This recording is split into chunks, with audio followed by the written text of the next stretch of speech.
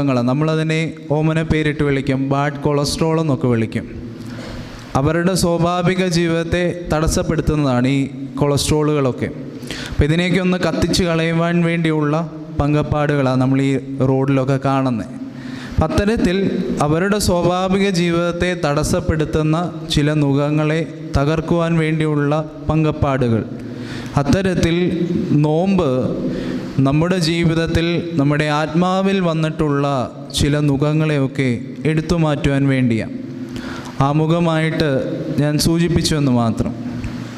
മനുഷ്യർക്ക് ദൈവം നൽകിയിട്ടുള്ള 2 കൃപകളുണ്ട്.